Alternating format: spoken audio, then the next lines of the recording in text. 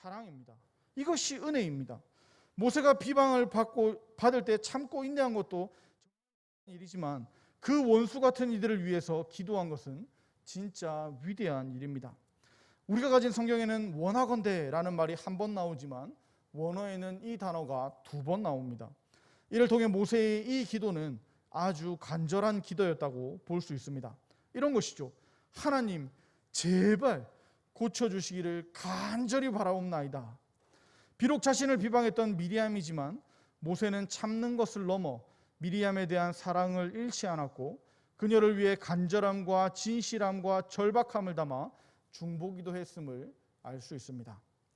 하나님은 모세의 이 기도에 즉각 응답하십니다. 그러나 즉각 응답했다고 해서 바로 다 용서되는 건 아니었습니다. 하나님은 14절에 이렇게 말씀하십니다. 여호와께서 모세에게 이르시되 그의 아버지가 그의 얼굴에 침을 뱉었을지라도 그가 이랫동안 부끄러워하지 않겠느냐. 그런즉 그를 진영 밖에 이랫동안 가두고 그 후에 들어오게 할지니라 하시니. 하나님은 히브리인들의 관습을 언급하고 계십니다. 아버지가 자녀의 얼굴에 침을 뱉는 관습입니다. 벌이죠. 이것은 사형이나 공동체로부터의 축출 그런 것처럼 아주 극단적인 범죄가 아닐 경우 다른 사람들이 자식을 벌 주기 전에 아버지가 그 자식의 얼굴에 침을 뱉음으로 심한 모욕을 주고 벌을 대신했던 그런 관습입니다. 성경에도 얼굴에 침 뱉는 모습이 몇 번 등장하는데요. 대표적인 것이 계대 결혼을 거부하는 자에게 이루어진 신명기 25장 9절의 말씀입니다. 그의 형제의 아내가 장로들 앞에서 그에게 나아가서 그의 발에서 신을 벗기고 그의 얼굴에 침을 뱉으며 이르기를 그의 형제의 집을 세우기를 즐겨 아니하는 자에게는 이같이 할 것이라 하고. 어쨌든 이렇게 얼굴에 침뱉음을 당하면 반드시 수욕의 기간이 요구되었습니다. 그러니 침뱉음 정도가 아니라 나병에 걸려 눈과 같이 된 미리암도 수욕의 기간이 요구되었다는 겁니다. 하나님은 아버지가 자기 얼굴에 침을 뱉으면 적어도 이래 동안 부끄러워하지 않겠느냐 하셨습니다. 그러니까 적어도 일주일은 자신의 죄를 깊이 반성할 시간이 필요했다는 겁니다. 그래서 이 미리암을 진영 밖에 이래 동안, 즉 일주일 동안 가두고 일주일 후에 들어오게 하라고 하셨습니다. 아마도 나병에 걸려 눈과 같이 되었다가 모세의 기도에 즉각 다시 원래대로 돌아오기는 했었을 겁니다. 하지만 그게 끝이 아니고 용서는 받았지만 잘못했던 것을 일주일 동안은 깊이 반성해야만 했습니다. 모세의 기도에 미리암의 죄를 완전히 용서하셨지만 미리암은 그 죄를 더 반성해야 했다는 겁니다. 오늘 이 사건을 두고 우리가 3가지 교훈을 얻었으면 좋겠습니다. 그 첫 번째는 역시 모세의 온유와 모세의 기도입니다. 모세는 자기에게 오는 모든 공격적인 태도에 반응하지 않았습니다. 사람들에게 반응하지 않았고 오히려 하나님께 반응했습니다. 7절입니다. 내 종 모세와는 그렇지 아니하니 그는 내 온 집에 충성함이라. 앞에서 이 본문을 근거로 이방 여자와의 결혼 또한 하나님의 명령이었고 모세는 충성했을 거라고 말씀드렸습니다. 그렇지 않더라도 모세는 자기를 위해 방어하는 데 힘쓰지 않고 하나님께 충성하고 있습니다. 사람들 앞에서 변명하지 않고 사람들 앞에서 대응하지 않았습니다. 다만 모든 상황과 모든 형편을 하나님께 말씀드리고 있을 뿐이었습니다. 기도했을 뿐입니다. 다윗도 오늘 모세와 비슷한 상황에서 이렇게 노래했습니다. 시편 109편 2절에서 4절입니다. 그들이 악한 입과 거짓된 입을 열어 나를 치며 속이는 혀로 내게 말하며 또 미워하는 말로 나를 두르고 까닭없이 나를 공격하였음이니이다. 나는 사랑하나 그들은 도리어 나를 대적하니 나는 기도할 뿐이라. 그래서 하나님께서 다윗을 위해 일하셨고 오늘 모세를 대신해서 변호해 주셨지 않았겠습니까? 하나님은 모세야말로 하나님께서 인정한 지도자임을 분명하게 밝히셨습니다. 또 하나는 어떠한 상황에서도 자기가 하나님 앞에서 해야 할 일을 했습니다. 자기를 비방한 미리암이 얼마나 미웠겠습니까? 저라면 미리암이 정말 미웠을 것 같습니다. 그래서 미리암이 나병에 걸렸을 때 꽃이다고 생각했을 것 같습니다. 그러나 모세는 진심으로 전심으로 미리암의 나병이 낫기를 위해서 하나님께 기도했습니다.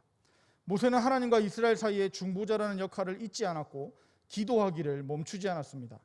자기를 비방하는 자를 위해서 끝까지 기도했습니다. 자기가 받았던 마음의 상처를 생각하지 않고 오직 미리암의 구원을 위해서 기도했습니다.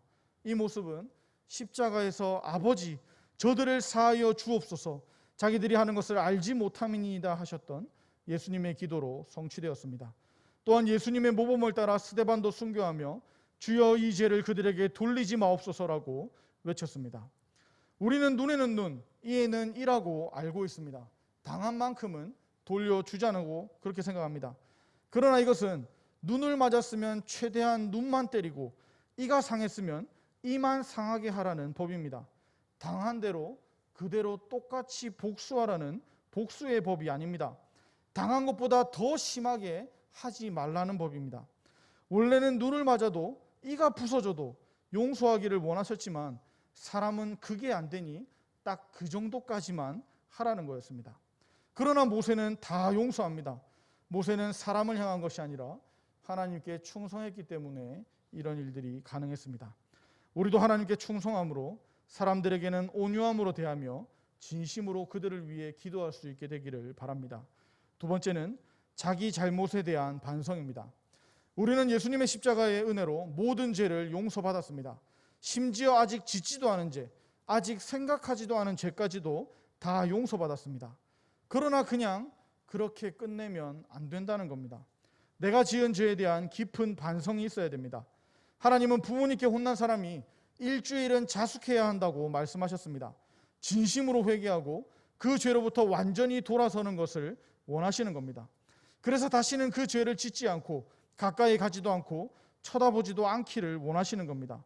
그리했는데도 만약 같은 죄가 계속된다면 다시 회개의 자리로 돌아가야 합니다.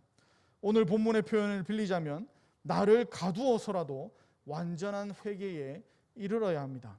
하나님의 용서는 값싼 용서가 아닙니다. 거저 주시는 은혜이지만 자격 없는 자에게도 주시는 은혜이지만 그렇다고 가볍게 생각할 수만은 없습니다. 이미 죄 용서를 우리도 죄 용서의 감사와 함께 죄에 대한 깊은 반성으로 죄를 멀리하게 되기를 바랍니다. 마지막 세 번째는 개인의 잘못이 공동체에 미치는 영향입니다. 15절에 의하면 미리암이 진영 밖 1회 동안 갇혀 있는 동안에 이스라엘 백성들은 행진하지 않았습니다. 더 정확히 말하자면 행진하고 싶어도 행진할 수가 없었습니다. 9절에 하나님께서 모세를 변호하시고 떠나시며 10절에 구름도 하나님과 함께 떠났기 때문입니다. 구름은 하나님께서 이스라엘 백성들을 인도하셨던 방법이었죠. 이스라엘 백성들은 광야에서 하나님의 구름을 보고 이동하기도 하고 멈추기도 했었습니다. 구름이 떠오르면 이스라엘 백성들이 이동했었고 했었는데 그런 그 구름이 없어졌다는 겁니다. 하나님은 한 명의 죄를 용서하시고 자숙하게 하시면서 200만 명의 사람들을 대기시키셨습니다. 이런 말이 있죠. 미꾸라지 한 마리가 온 웅덩이를 흐린다. 교회 안에 쓸모없는 사람은 없습니다. 우리는 교회 안에서 한 지체들입니다. 지체라는 말은 한 부분이죠. 어떤 부분도 없어서는 안 될 소중한 몸입니다. 특히 미리암은 선지자였다는 걸 안다면 더 그렇습니다. 우리가 이미 믿음의 공동체 안에서 한 지체로 있다면 전체를 위해서 더욱 개인의 거룩을 유지해야 할 겁니다. 오늘 말씀을 정리하겠습니다. 미리암과 아론은 모세를 비방했습니다. 그러나 그 비방은 정당하지 않았습니다.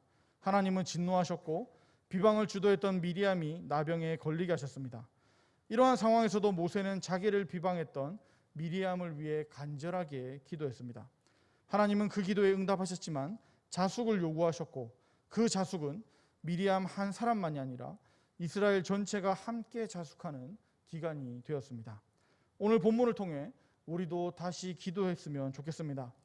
나에게 악하게 대하는 사람들에게 악으로 갚지 않게 하소서 기도합시다. 그리고 죄를 더욱 미워해서 죄에서 더욱 멀리 떠나게 하소서 기도합시다. 더욱이 공동체 안에서 발생하는 모든 죄에 대해서 기도합시다. 하나님은 우리를 한 교회, 즉 한 몸으로 부르셨습니다. 어느 한 사람만의 죄로 그치지 않는다는 겁니다. 공동체 안에 죄가 있다면 그 영향력은 공동체 안에 있는 우리 모두에게 영향을 주게 됩니다. 그러니 기도합시다. 서로가 서로를 위해 기도하며 서로를 더욱 사랑하며 하나님 앞에 충성되게 하소서 기도하길 원합니다. 그렇게 기도할 때 하나님께서는 꺼지지 않는 불기둥으로, 떠나지 않는 구름기둥으로 우리를 계속해서 세상 끝날까지 인도하실 겁니다. 거룩함을 유지하며 거룩하신 하나님과 동행하는 저와 여러분들이 되기를 간절히 축복합니다. 함께 찬송가 334장을 찬양하도록 하겠습니다. 334장입니다.